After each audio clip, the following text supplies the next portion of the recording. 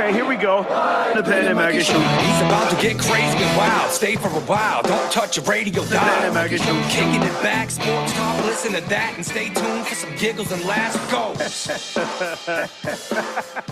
But if you put papers in the corner and you spank him with a newspaper on the nose, he'll go over there and pee.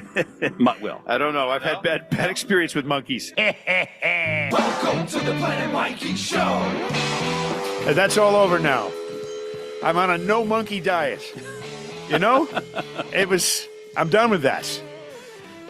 This is one of my favorite times of the year because we get to bring Dino back into the studio, and this is I think your fifth, something like that. I believe it's number 5. Every single Dino podcast has reached, if not record, then near record numbers. The record that he would be trying to break would be his prior appearance on the Planet Mikey podcast. Dino, how you doing? I'm doing great. You know what's amazing, though?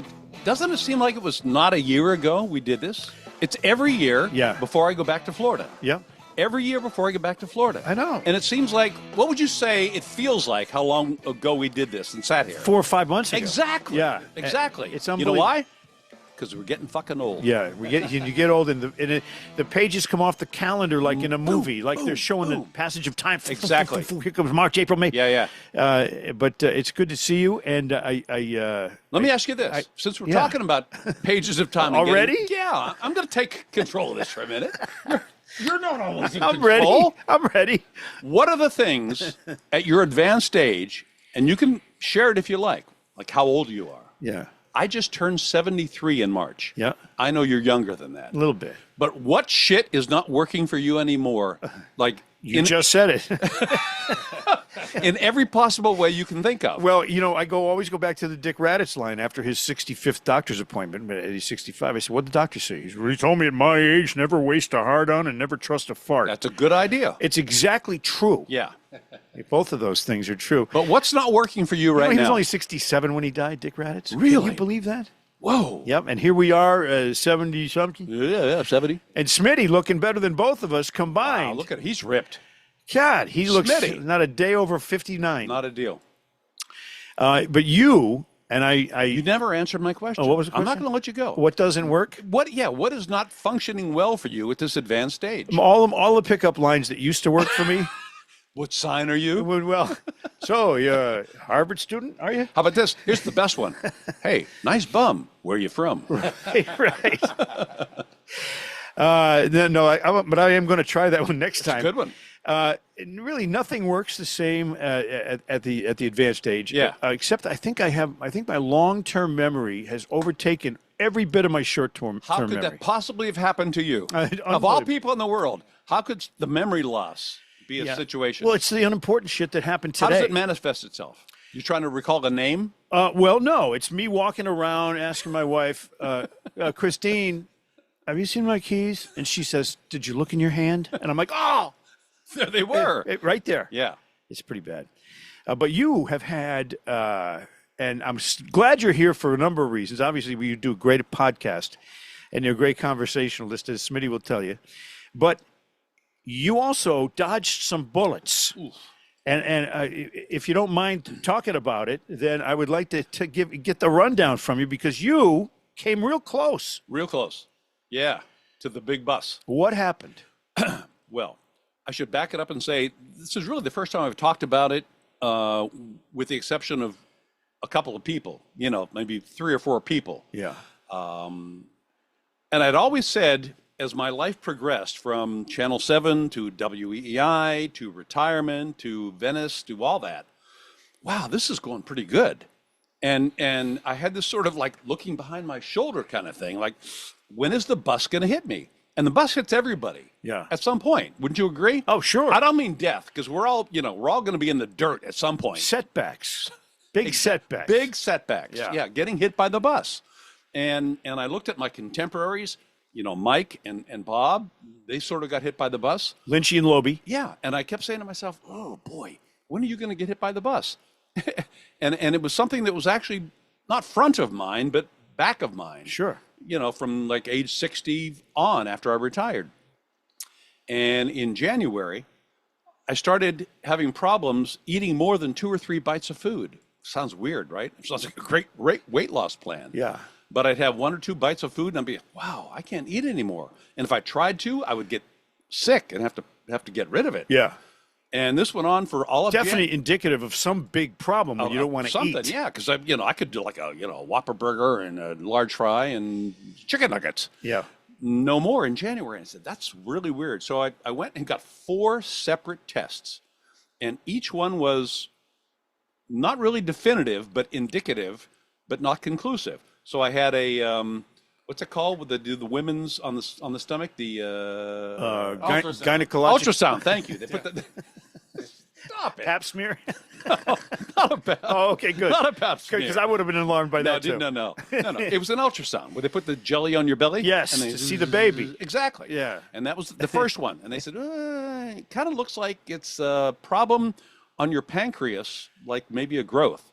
And they said, we need to do further testing. So then I Sure. did a CT scan, and then I did an MRI, and then finally I did an endoscopy when they put the camera down your Which I could never do. throat. Well, you're out. You don't know about it. I can't. You're out and think about down in your stomach, and they look around, and just like the first one, all 3 came back, said it looks like you have advanced staged pancreatic cancer. And I said, did we catch it early? And they said, no, it's kind of big. It's like 1.25 inches. I said, oh, so I have that going for me. And pancreatic cancer, that's The worst. It's a death. It is the worst. The only thing worse than pancreatic cancer, dying from that, I think would be ALS, because you know it's coming. There's nothing you can do. Right. Pancreatic cancer patients, like 13%, live A little bit. more than Yeah. a little like 3 years. Right. But it's You're it's the freaking worst. out now. You're freaking out. Well, this was Super Bowl weekend. Feb. Yeah, Feb 2 or 3. Yeah. And they said that's what it looks like. We're not sure, but that's what it looks like. And all 4 tests said about the same thing. So it's amazing how it changes your perspective on just about everything. Yeah. I made a goodbye video for my grandkids who are too young to understand me, or some are older and some are younger. Because you're still thinking pancreatic cancer. That's the last diagnosis. Exactly. Well, the deal is, I did a ton of research. You get what's called a Whipple, where they take out everything from the bottom of your rib cage down to your bowels. They take out everything. It's a 7.5-hour operation. You're on a bag for the rest of your life. It's awful. It's called It's Whipple. called a Whipple. What's it? So no, they go in there and squeeze the Charmin. Exactly. Actually, it was named after a doctor who first performed it. Okay, so But you're right. that explains that. No, it was the Charmin guy. It was the same guy. It was. Yeah, the actor that squeezed the Charmin was the same doctor. Right. So it's called a Whipple. It's like the worst you can get. Wow. The worst. Oh, and so I'm man. looking at this for 2 months. And every day you'd wake up in the morning and say, oh, hey, sun's out, or I'm going to play golf today. Or what? Oh, shit, I got pancreatic cancer. And it just weighs on you, and it makes you think, oh, what did I screw up? Sure. What should I do? Have done better? What should I do There's now? no heavier weight than that. No, exactly. And so anyway, to make a very long story extremely longer, But it has a happy ending, so does. it's worth the wait. So I get to surgery on April 3rd, and the head of oncology, surgical oncology at Sarasota Memorial, and I'll give him a plug, was unbelievable.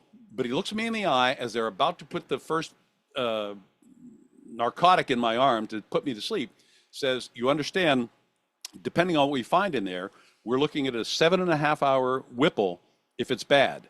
And if it's not bad, it's something less than that. I said, Doc, do what you got to do. Out I went. I woke up, I think, a day and a half later, and he's standing there and he says, you may have dodged 2 major bullets. Number 1, it was not on your pancreas. And number 2, it looks like it was just a big-ass, benign, white tumor. A giant tumor. A giant tumor, 1.5 inches. Yeah. Yeah. And he cut that out, and he said, we'll send it to pathology, obviously, but so far, he said, it looks like you've dodged a bullet. What was the size of this thing? Was it like a giant mushroom cap? Or? Inch and a half, yeah. Like a golf ball. It was a big one. Like a golf Yeah. ball, yeah. It doesn't belong in there. But for 2.5 months, I thought, this is the very end. So it kind of changes your attitude and your approach. Well, hello. Did you stand up? Well, you're not right away, but did you do a dance? Oh, yeah.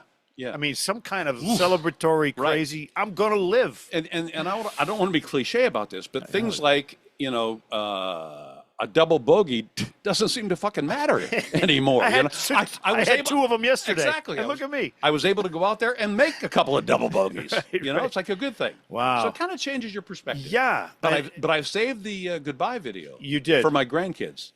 Well, I'm going to. It's a souvenir now of a bullet dodged. But at some point, Yeah. you're going in the ground, they can play it. Right. And I'll look much better than I will in 10 years. Yeah, Yeah, right, so right. that's- and you can always redo it if you have to, Right. and change things. You never know. What if you hit Lotto tomorrow? You want to include that, right? Right, You exactly. want to put that in Yeah. there. So that's been my 2025 No, that's up to great. this point. That's great Yeah. because you know what? And honestly, I couldn't hear better news from you following that awful worst news that you got. That's unbelievable. Yeah. Good for you. Yeah, thank you. Keep going, man. Live till you're 95, and then by then you'll be able to digitalize all those videotapes Sure. you're leaving people. Yeah. And just email them. John Dennis, who we have this in common. None of it was our earning power as broadcasters because you kicked my ass on that 40 years ago. But you're born in Pittsburgh. Yes. Me too. Unbelievable. Isn't that weird? What hospital? It was a Catholic hospital. There were nuns there. My father mentioned that. I was only there till I was 1 in Pittsburgh because Yeah. my dad was in the FBI. And then he left there to come to Connecticut. So I don't know, but it was a Catholic hospital with nuns. Oof. Nuns. Hey, nuns, I've tried. That's a hard habit to break. Breastfeeding a nun is something you don't see every day. But that's not for not asking. No, right. And I tell them, I say a little prayer for you by Dionne Warwick. Yeah, they love that. Yeah. That's like romantic to I them. know. So you went to Kent State. You were there during the shooting.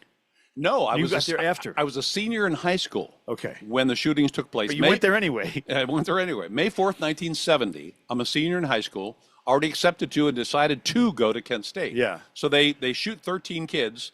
4 of them die. Right. And my mom and dad are saying, we're sending him to Kent State. Oops. For what? Yeah. Yeah. But they had a great radio and television broadcasting setup. And you got out of there and you became, this is what Wikipedia says about John Dennis. And I read that Wikipedia last time you were here. You got a job as a sports director and an anchor at age 22? Correct. That never happens. No, it doesn't. People are lucky to be interns. Yeah, at well, they were 22. desperate in Kansas City, which was a great market to go into. 22nd market. Yeah. And all 4 major sports. And I'll give you $1, Mikey, if you can name all 4 major sports in Kansas City in 1974. Obviously, you're going to get the Kansas City Chiefs and the Kansas City Royals. Kansas City Omaha Kings? Exactly. Well, yes. Was that one of them? Yes, yes. Okay. The hard one is hockey. Royals, Chiefs, they had a hockey team? Yes, that's the 4th What major is it? sport. Come on. I'll give you a hint. Bep Gwidlin was the coach. Wilf Paymont was the star. You'll never get this. No one ever gets it. They forgot about it. It's like a 3-year run. See, I got to Kansas City on a Friday, and by Saturday, I'd learned a thing or two. Because up to then, I didn't have an idea of what the fuck I was going to do. Is it the Kansas City puck fuckers? No. Well, Scouts. and that was the hockey team? That was a hockey team. In what league? The NHL. Oh, it wasn't the AHL No, or WHA? it was the NHL. That was Serious? my point. I got to go to the 22nd market where everybody's very nice. Yeah. Not like Boston, not like Philadelphia. They're where, nice. Yeah, they're nice. In Boston or Philadelphia, if you make a mistake on the air, hey, you fucking asshole. You're out. You're fucking out. Yeah, I know. Kansas City's like, Trust me. that's okay, Mikey. You didn't mean to fuck up. You'll get them next time. You'll get them next time, Yeah, boy. Yeah. yeah. So I had 4 major sports, and I was 22. I was the youngest sports director Yeah. in NBC Would have to affiliate be. history. I Yeah, can't- 22. Holy Jesus. Yeah. But that's a quick jump start. And then you came to Boston after that. I came here for the blizzard of 78, just before. Okay. Perfect. Yeah. Yeah, and I said, what the fuck? Yeah, this is what have I done? What have I done? So that was how you got here. You got a lot of awards. You were at Channel 7. You were an anchor in the prime years of TV sports coverage in Boston, Massachusetts. Then the Dennis Callahan Show. Yeah. Which to this day is the greatest, I think, the greatest morning radio show in the history of this market. You're too nice. No, I'm No, serious. you're either drunk or No, high I listen- or you know, insane. I listened, and I have a very low tolerance for bad radio Yeah. because I've done so much of it. When I heard you guys, I had to listen every day because it was funny. Yeah. It was an ongoing soap opera, and the current events coverage was great. That's because I'm a centrist libertarian. I'm not an obvious left-wing Massachusetts, just Lunatic. to the left of Che Guevara type radical. Moonbat. No. So I liked the show for all those reasons, and I listened all the time. And then when I actually got a chance to be on the show with you guys, I liked it even more. I said that was a good show after that. But filling in for Meter. Yeah. Yeah. And with any luck, I would have. We actually asked Meter not to come back after you were there for a week. It's Meter. Take another week. Meter. Take another week. Oh, reconsider your occupational They're putting a new horizons. toilet seat in there for you so you can sit down and pee. Remember the old? But anyway, that was a great show. You had a run of what? 19 and a half years. 19 years. Yeah. On that morning show at WEI. And there you have, in a nutshell, friends, a synopsized version of the early John Dennis advancement to the pinnacle of your career, which is being on the Planet Mikey podcast. Queen's Wave. And that's it. Queen's Wave. That's it. Well, so I'm glad you dodged the bullets. Thanks. I went to. You haven't been hit by the bus yet? No, well, Billy, have you been hit by the bus yet? No. No. It's coming. Mikey, it's coming. You're going to be hit by the bus one time. Might be a train. It's a slow train. Yeah, train, well, bus. but I've been doing the roids, hemorrhoids. You can withstand. So you can withstand it. I can take any kind of It's going to pain. happen, though. I can't take this sitting down. I went to, by the way, part of your act, and it wasn't even an act, but part of your presentation on WEI was the political positioning that you took. And, in some corners of Massachusetts, it made you and Callahan unpopular. No. Let me correct you. One word. In all corners of Yeah. Massachusetts, it made us unpopular. Yeah, because you said stuff that was, that was not Democratic left-wing lunatic. No. Moonbat. Right. And I got to tell you that right now there's so much to talk about from a political perspective in Massachusetts that's fucked up. Yeah. That I thought I would throw a couple things at you and get your thoughts. Oh, my. On some of these things. Okay. I discovered that Massachusetts spends. We even have some theme music for this. Massachusetts pays $24,000 per student per year for the cost of education. Now, Maura Healey brags about how we're the number one in this innovation, education, and hospitalization and all this stuff. But $24,000 per student is in the top 3 in America on a per student basis. But where it gets weird is that because we're such a leader in allowing illegal immigrants to come to Massachusetts, since 2021, Massachusetts has added 10,000 students to the student body of the state. Now, you just do the quick math. That $24,000 is going south. 24,000 times 10 students is 240,000. Times 100 is 2.4 million. Times 1,000 is 24 million. So every student in Massachusetts now is spent $1.75 on their education, or something like that. Well, you get to the point where it's $240 million a year on the budget. Because why? Because we're so nice. We just tell everybody, come here, come to our towns and watch our property taxes go up because our classes are overcrowded and we have to hire more teachers. It's stupid. There are so many things just like this. When a pragmatic person looks at it and separates politics, and the most important thing you have to separate is your absolute positive hatred for Donnie Johnny Trump, the orange man. That's right. And most of the reaction and all of the stuff that you see in response to National Guard in Washington, D.C., getting the criminals off the street, the ICE situation, the border, whatever thing you think he has done in his first months in office, it doesn't matter. He could cure cancer tomorrow. Still hate him. And you would still hate him. And the response, and this is the sad part, the response from the left is never, here's what, I have a better idea. Here's how we should police the federal area that is Washington, D.C. It's different than Pittsburgh or Boston or any other place. It's federally controlled. Federal, yeah. So he can send them in there. And they're all up in arms because he's a dictator. Because he said it. He said it. Yeah. And that's exactly right. It has nothing to do with the value added. It has nothing to do whether it's good for the community or not. Right. It has everything to do with the fact that if he said it, It's we bad. absolutely have to hate it. Yes. And that would be okay if on the other side they said, Here's a better idea. here's a better idea. Yeah. Exactly. Or And they maybe don't. even that's a good idea. Here's how we can help you. We can add Tell to us that. what we can do to make it Right. work. There is no working together. Right. If he said, I cured cancer tomorrow, you know what they'd say? God, No, you didn't. No. If he proved that he did yeah, okay. cure cancer, they'd say, well, God damn it, you have put all these research departments Dana-Farber and Leahy Clinic out of business. Right. Look at all these Right, people who are right. now out of work. And our democracy. What about our depends democracy? on it. It depends on it. Do you cringe when you hear them say our democracy is Yeah. at stake? Every Yeah. 5 words out of the like MSNBC and all that. What's wrong with these people? It used to be an existential threat, which was another funny one. That's harder to say. Anyway. It's a harder one to Yeah. say. But it doesn't end in Massachusetts with that. There's corruption that is. First of all, we have maybe the 4 biggest asshole politicians. You got Liz Warren.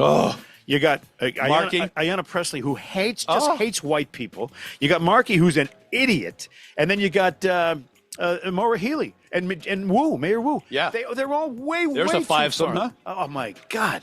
So and then they have this corruption thing break out just recently.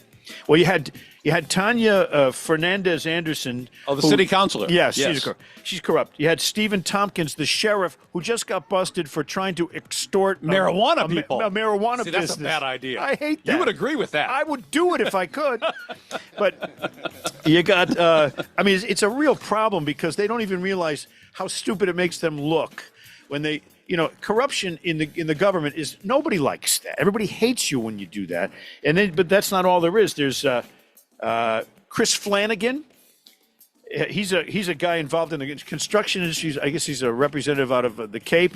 He's been busted. Everybody, but Perkins. I'm sorry. The Pancake House guy? Stephen Tompkins. Stephen Tompkins. The sheriff. The sheriff. Sheriff. I mean, this is the word. He's the sheriff. The sheriff. And he's in charge of following the rules. What the fuck? What? And they haven't even busted him out. You know what my only fired thought? him yet? You know what my only thought about this is, if these are the 5, and this is like now, currently, these are the 5 that we're looking at. Right. How many do you think we did not ever see over all the years from Billy Bulger? Yes. Even before that. Right. No, they were sweeping under the rug stuff is what Massachusetts is best at. Yeah. They do it better because they're all Democrats and they're protecting themselves. Yeah. They want a raise, they get together, they say, want to get a raise? Everybody goes, yeah. And they do. And this is why I am now a resident of Florida, and the license plates on my car say Florida. It's a great governor in Florida. That's probably my friend Billy. You play golf. Yeah. He's down there in Naples. He loves the governor because the governor does the right shit. I do too. Everybody loves him. It's unbelievable. Yeah. And the other thing I want to mention is that part of this real Massachusetts problem that I have is they say, okay, free school lunches for everybody. $175 million. That's a lot of food there. First of all, they're giving it to people who don't need it. Even rich kids get the free lunch if they want it, which is a kind of just disavows the entire reason you're doing it. But the amount of money that they're spending on, and then what else? Oh, we have an obesity problem. Oh, well, wait a second. So let's give them some fucking free food, and that'll make the obesity problem go away. There's fat people all over the place. I drive, I do this Uber thing as a hobby. It's not for the money, John. No. No, I don't need Well, the you're money. writing a book. We talked about this. I meet people. You're taking notes. Yes. You're writing a book. I'm meeting people. I'm expanding my horizons. I don't care about the money. But I see so many fat people. You drive through Worcester once, you're going to see 100 fat people. Yeah. And then you go, if you follow them into the grocery store, they pull out an EBT card, and they're charging food, and they're obese too. Now, wait. So the taxpayers are paying for the food to make this obese person fatter, and it's like, what are we doing here? Should not the cashier at Stop and Shop Weigh them. No. Should not the cashier? You stepped on my joke. I'm sorry. He's such an amateur, Billy. I'm isn't sorry. He? I Honest to God. Forgive him. Why if should I was the a cashier, that's what I would do. Why should the cashier at Stop and Shop not look at this person with ho-hos and ding-dongs and ice cream and cake in their basket, handing an EBT card, said, you know what? I'm just like the bartender. I'm cutting you off. You've had enough. You fat fuck. You've had enough. You get nothing. You fat And tub you'll of like shit. And again, I was the fattest one. We've all been fatter than we are now. And it's not a good feeling, but you always realize after confrontations in the mirror, I got to do something about this. Yeah. For some reason, these people say, I don't give a shit. I got to go get something to eat. Yeah. Let's see how fat I can possibly get. Let's see how fat I can possibly get. It's scary. Yeah. So the politics in Massachusetts, you got, by the way, Cabral, what's her name? Andrea Cabral. She was the sheriff. Before. Yeah. Well, she was a partner in one of those cannabis companies. And the idea was we got to get people out of prison So they give them a job, and it's a perfect place for them to work is at the dispensary yeah. that we, extorted and It's owned. all intertwined. It's all intertwined, Michael. Oh, man, I'll tell you. So, and by the way, congratulations to Joe Battenfeld of the Herald, who really is done a pretty good job exposing a lot of this stuff. With me, I expose only one thing, and it's not that often. What do you think about Josh Kraft running for what's going to be, sorry to say, because I'm really hoping he does okay. Yeah. A failed run for mayor. Against Woo Woo? Yeah, Woo Woo. Yeah, she's the worst. She's the woo worst. And Josh Kraft, I know his family, so do you, very well. I know Josh very well. And Daniel, the whole family's nice. Yeah. They're all nice. I thought his most brilliant commercial was, he said, I know I was born lucky. And as somebody was born lucky, for me, it was important to give back. Right. Because you know what? That's like the only negative side that people, oh, yeah, you're a billionaire's son. What have you done? He's worked his ass off. Right. And the Boys Club. The Boys Club. Yeah, huge. First, I'll support him. Right this second, I'll endorse him. Why? Because you'll do everything but write a check. I would do checks. What are those? The thing is that, right, I would go at it this way with the advertising campaign. Do you want a member of the Kraft family, or do you want a communist? It's that simple. Do you want somebody who brought untold happiness and Super Bowl champions? Right. But I think he wants to divorce himself from that. He's a kid who's been in the streets, did a marvelous job with the Boys Club. Yeah. And I guarantee you he hasn't thrown a party for city workers that excluded white people. That's exactly right. That's something he's never done. By the way, just on a quick sports note, because I know you did some sports broadcasting in your career, John Dennis. They're talking about the realignment of baseball. Oh, 32 teams. Yeah. Do you want to hear the divisions? This is funny. The AL. Well, there's 2 more teams, though, right? Yeah, they're going to add teams. Expansion. Where? I don't know this. I just heard it today. Yeah. Where are they going to add looking teams? for a logo I don't think. recognize. Before you say it, where would you add a team? Well, they're talking about. It can't be another Florida team. No, well, Oakland's going to be moving to Vegas. Well, yeah, but that's still 30, right? Yeah, well, let's see. 30? 32, but do you see any... There's 30 teams in Major League Baseball. Am I wrong? I've been away for a while. Yeah, there's 30 teams, but there's going to be 32. 32. So who are the other 2? Yeah, that's what I'm trying to Oakland figure going out. to Las Vegas doesn't count. Yeah. That's still an original. Well, kind of an original. But before we even break that, the old expansion teams were always awful. Oh, yeah. The Seattle Pilots. Montreal Expos. And when the Royals started, they weren't good. The Milwaukee, all those teams. Yeah. Horrible. But they're going to have the Northeast will be the Yankees, the Mets, the Red Sox, and the Phillies. That makes sense. But I can't think of which towns they've added. I like this. Towns. And so the Mid-Atlantic would be the Orioles, the I almost said the Redskins, the Washington Foreskins. Yeah, Pittsburgh, and Cincinnati. Yeah, this makes sense. I just want to know who the other 2 teams are. Yeah, where would we're going to you have put to 2 other teams. How about somewhere like in like Oklahoma City? I think Hartford, my hometown. No, I'm kidding. No. See, you got to look at basketball towns. You got to look at 3-sport towns. That need the 4th. Oklahoma City. Well, Kansas City. They have the Royals. No, but I mean, baseball, right? Yeah. We're looking for, I want to get a hockey team back there. No. Can the Whalers go to Kansas City? Scouts. But anyway, that's something to think about because expansion has never been, to me, hockey overexpanded. They went too fast. Did, sure. And then there's teams. When they went to Moose Jaw. And when Phoenix, Arizona has a hockey team, there's good. never fucking ice. They don't have ice They ever. can't make ice. Not even, it's expensive. By the way, Woodstock was the 56th anniversary of Woodstock. No, 1969. Was a couple. So 25, so 60. 56. So 70 is 30 and 20 is 55. No, yeah, 56. 56. Very nice, Mike. On August 16th, it was the anniversary of Woodstock. My older brother was there at Woodstock. I couldn't go. I was too young. But here's the weirdness about the Woodstock thing now. These are Woodstock performers who are dead. Okay? Oh.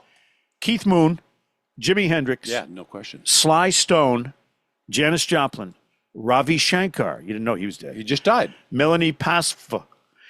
I banged her. Tim Harden, Bob the Bear Height from Canned Heat. We're going out in the country. Joe Cocker.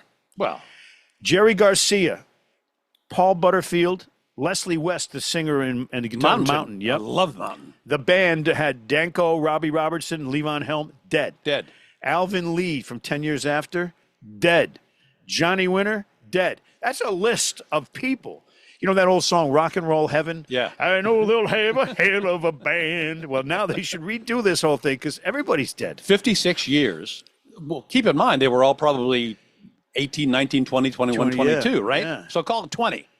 Just, and they didn't have the healthy lifestyle. Well, no. They were doing So some partying back I'm then. surprised they're not more. Yeah, and Grace Slick, who's no longer Slick. Grace Slick. She's just Grace. Yeah.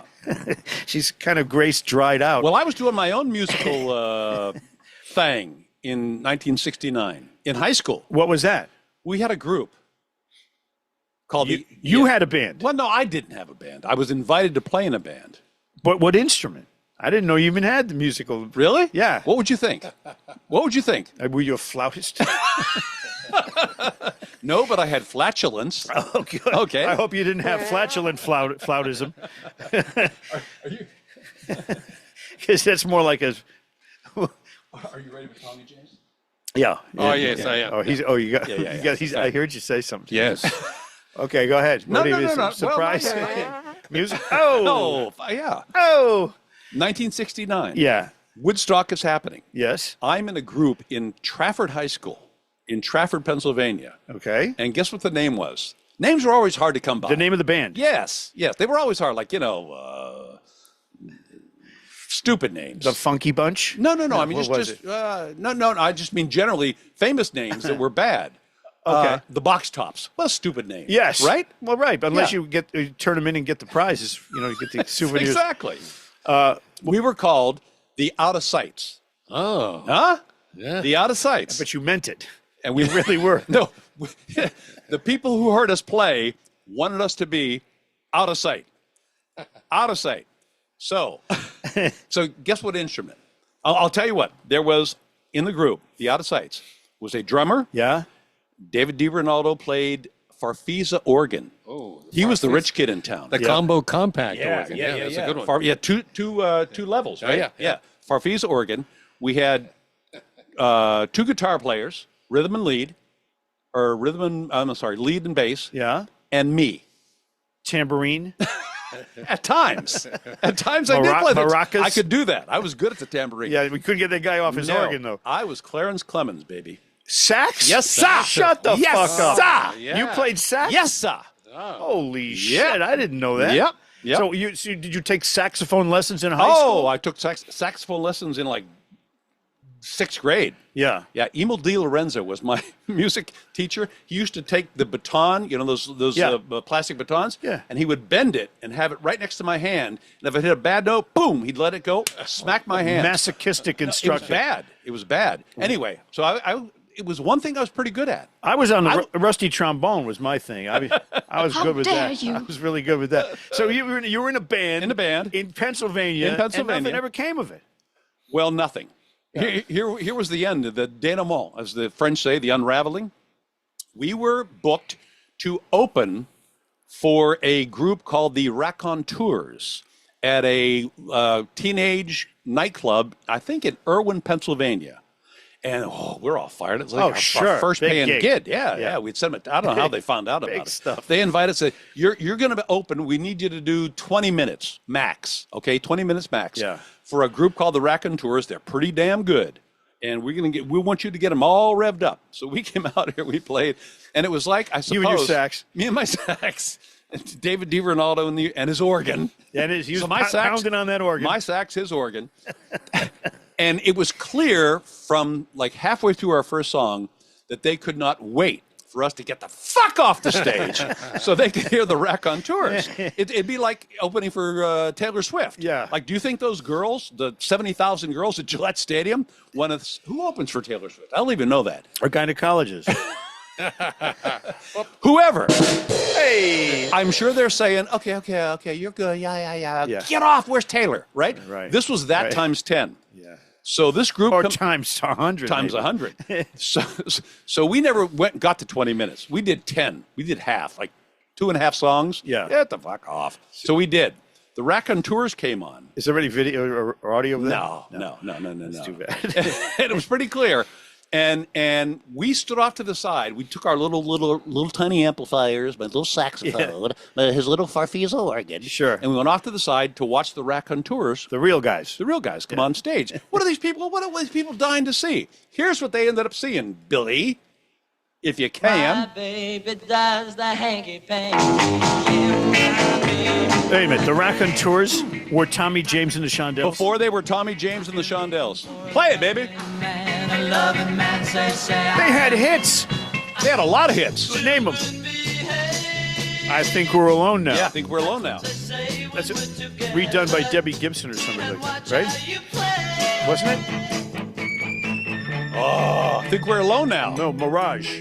Yeah, but Think We're Alone Now, but then Mirage. This is... Stop. Right? Alleys down the hallway. Wait a second, you're gone now. It's just a mirage, Tommy.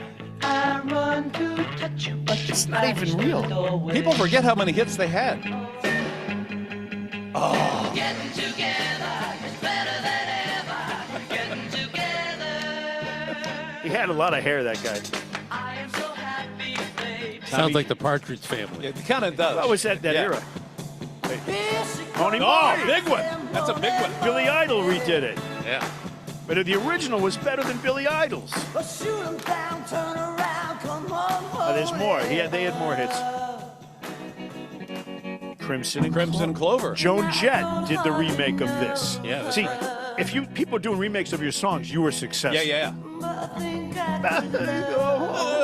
kind of got wimpy. What's that called? Get Together, right? Yeah.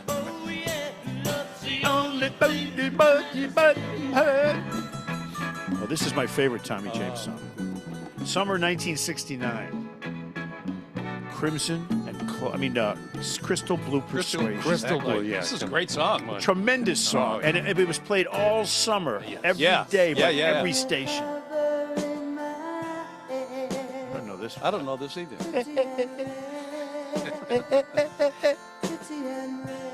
It charted. It did? Oh, yeah. I farted. Wow. I don't know that one. Well, that was good, Billy. We're not done yet. Tommy, so you opened for Tommy James and Shondells. No, but I they- opened for the Raconteurs. Yeah, but who a year or less than a year later became Tommy James. James. And the Shon- that was him, and he was there. And what is a Shondell? Oh, walking the line. Dragging the line. Dragging the line. What is a Shondell? I have no idea. You find it on the beach? What- I found a Shondell. So we're standing off to the side, and That's we're watching. crazy. They bring out these big amplifiers, and like each guy had like 3 guitars, and we said, "Oh man, we are really." They were actually a band. We're out of class here. They got equipment and shit. And I said, "These guys are good." You know, famous people that you come into contact with. You know, my dad, who passed away in 2011, used to. You've met so many famous people because of the business you're in. I've met a lot, and Smitty, we've all met all these like celebrities. My dad never got to meet any celebrities, but he always talked about these 2 guys who became actors that he knew. Huh? One of them from St. Lawrence University. A Billiken. St. Lawrence, and the other one was he met him in World War II. Were they criminals? They were actors, and they were bit playing actors, and he always talked about them. I said, who? Jeremy Slate and what was the name? Oh, Sandy Kenyon. And you talk about these guys. I don't know who the hell they are.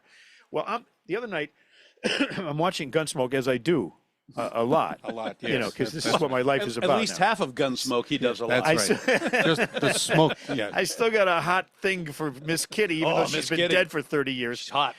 So I'm watching Gunsmoke, and I said, You think Mr. Dillon, or was it Matt Dillon? No, Matt Dillon. Matt Dillon. Yeah. He was banging her, wasn't he? Oh, no question, hell right? yeah. Yeah. Oh, are you Okay. kidding me? And all the other Upstairs cocktail in the, waitresses upstairs there in the saloon, at the what was the name of this? The saloon? the Ram It In. No, no, come on, it's the Gunsmoke. We got to know the name of the saloon. I don't know. Go ahead, keep going. Anyway, they used to eat at Delmonico's. I know that much. So I'm watching Gunsmoke, and who comes on the screen but Sandy Kenyon? Kenyon. No, Jeremy Slate. Sandy Koufax. Jeremy Slate comes on. I said, "Oh," and my boys weren't there, and if they had been there, they wouldn't have been interested. I was about to say, "Yeah, my dad knew this guy." You know, Jeremy Slate. Then 4 minutes later in the episode, Sandy Kenyon's playing the part of the banker. Unbelievable. I said, whoa, these are the two famous people my dad knew. One's Jeremy Slate and one's Sandy Kenyon. No one knows who the fuck they are. And they're in the same episode of Gunsmoke, my favorite show. Would I recognize them if I saw them? Yeah, you'd probably You'd say, I've him." seen that guy's Yeah, face. I think I saw him on an episode of Route 66 with George Maharis. Yeah, but they had bit parts. And they Martin were Milner. And they have long, IMDb TV. They were on yeah, everything. yeah, They were on everything. Twilight Zone, no doubt. But anytime I get a thought of my dad, it's a warm feeling, and I'm thinking I should tape this and show it to him. But my dad passed away, so he's not. I'll watch it with you if you tape it. Come on over. We'll have a Yeah, watch yeah. party. Yeah, Sandy Kenyon. Here it is. See, born in 1922 in World War II. He's in the U.S. Army Air Force. Just my dad. That's my. So I was checking on my dad to see if he lied about it. He didn't. Well, Dad, you told us a bullshit story when you said you knew Sandy Kenyon. I'm going to look it up and see if I recognize him. Yeah, I bet I that's do. him. That's him. Now, one thing I'd like to say, Dino, is that, and I don't know if this has ever affected you, but I've had an obsession in my life with the letter D. Now, you know what you're thinking. You're thinking, okay, this is not going to go anywhere good. Are you transitioning? Yeah, a little bit. I think so. It sounds like it, doesn't it? Yeah. I'm going to slide over Yes, here. I'm gonna D dick. Yeah. No, the letter D. And here, let me explain this. This is kind of weird. It started when I got my first D on any report card. It was a long time there ago. it Probably is. only happened one time. I realized. Traumas. You got PTSD. No, PTSD. there you go. I've thought about maybe I have ADD, Oh. and I did. I was you do? diagnosed with a D, with ADD. That's devastating. And as a kid, when I was watching, Alice in Wonderland, I preferred Tweedledee to Tweedledum. sure. They both had D's in their last word. As a kid, I watched that and I'd say, Tweedledee, see? And then I had a crush on this girl in high school named Dee Dee Clavens, and she was hot. How about Sandra D? Well, yeah, she was a little before my time. No, she was A not. little bit, just a little bit. But Dee Dee Clavens, whew, Yeah? she was like a year older than me. She was red hot. So I'm not going D. And I started to focus on the letter. So you're a triple D guy. I got into radio, Yeah. and my first radio air name issued to me by WPOP in Hartford was Dirty Dale Denver. 3 Ds. 3 Ds.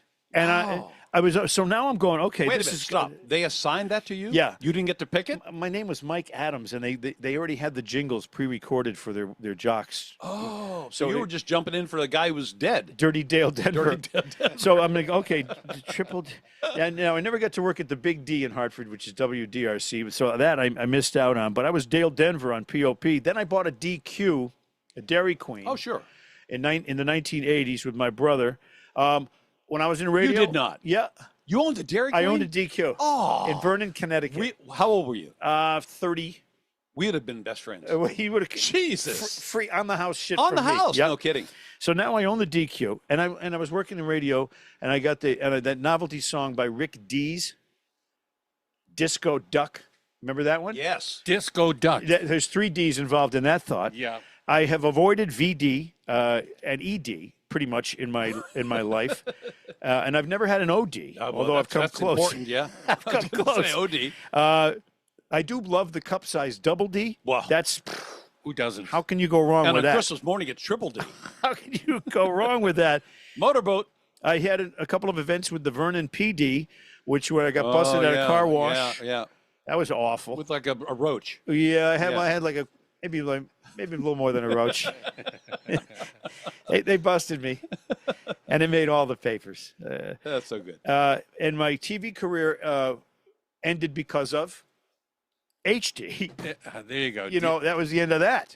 So the D thing, Yeah, it's it keeps squeezing its way. it is a into my- connective thread in your life. It's unbelievable. And here I am, Dino Dennis. that's Dino why Dennis. I bring it up. Hello. The D. Dino Dennis is why. In fact, that's what gave me the whole thought about going back and going through all these troubling D's in my life. And this actually- this is a good D. This actually occurred to you before Before what? we put the show together, before I was coming here today? Hey, there's Yes. You thought about this for years, is what Well, I'm saying. yeah, it's been an obsession. Yeah. So, Wow.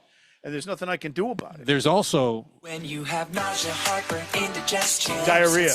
Diarrhea. So, in honor of all those D's, that You know what's totally next, Billy? what's that? F's. Dementia.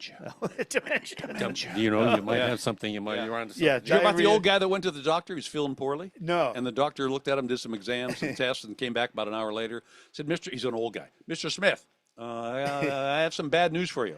Well, what would that be? He says, you have cancer, advanced, and you have dementia. Thought about it for a second. Whew, well, at least I don't have cancer. See? Now, I had a D-oriented song here to close. Because Oh, we good. close out with Joe and Jerry. Smitty, I don't know what happened to it. It was here, and now it's not here. What do I hit back? You've bungled it, yeah, probably. Well, I can't do But then this. again, It while says you- Dirty Deeds. Where is it? Karaoke right there. Right there? while you're looking for that, we have something that Dino is going to spring on you. Do you What's remember that? Oh, yeah. We cannot do a Mikey podcast without we used to do 10 songs. You are, without question, the most amazing person I've ever met in my life who can listen to a song and not only tell you who the artist was, Yeah. but tell you the other 7 songs they did. You could have done all the Tommy James and Most Sean of them, Dennis. for Yeah, most sure. of them, for Yeah. sure. Yeah. So see, you put the idiot in idiot savant. Yeah, well, When it right. comes to this. I tried to get the savant in it, but I couldn't figure out what the fuck it meant. You're just an idiot. So we have always done musical quizzes for Mikey. Yeah. 10, 9, 8, 7, all the way down to 1. More difficult. We're just going to do 1 today. Okay. I heard this on the I'm way re- over. I'm always ready for I that. know you are. I heard this on the way over, and I said, shit, I never heard of this group, but you've heard of this song. Billy? Walk away, Renee. Left bank. Fuck you. That's right. Okay. That was easy. He knew it right away. Is it over? That's it. That's the whole thing? Left bank. How do I get this down to dirty? How do I get this down to the dirt? Oh, Can you, unbelievable. Smitty, how do I get this down to the thing here? So Here we have- left bank. That was in 1967. Jeez, I was Pete. wide awake then. holy mackerel. How do you make Billy, this did- go back do to you the recall left bank? I do recall a left blank. left bank? Is it this? Oh, I got it. I got it. All right, here we go. Yeah, you go. So, in honor of all the D's in my life, and there have been many, even some triple D's, a couple of triple D's. When you were drunk, I almost I was suffocated. really drunk. I almost suffocated. In honor of John Dennis, our good buddy, back again for his 5th award-winning category. Here's a D song. Let's hope it's a D song. Where the fuck is it? Oh, man. You know, See, you got to click on it there, Mike. See, that- technically, no, he has I did that. he's got a problem. I gotta with tell you technology. something. You know, this is the only time so far in this podcast that I wished Ben was back here. This went better in rehearsal.